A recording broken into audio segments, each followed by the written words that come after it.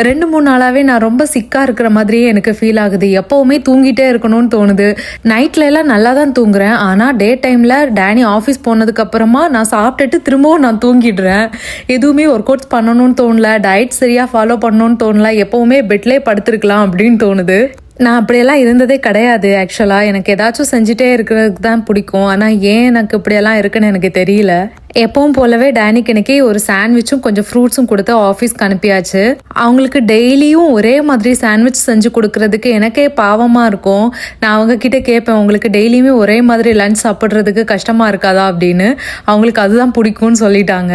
Last time டேனியோட parents வீட்டுக்கு போனப்போ அவங்க கொடுத்துருந்த சக்கை வீட்டில் இருந்துச்சு. இன்னைக்கு அதை கட் பண்ணி அதோட சொலை எல்லாம் தனியாக எடுத்து வச்சிட்டு இருந்தேன்.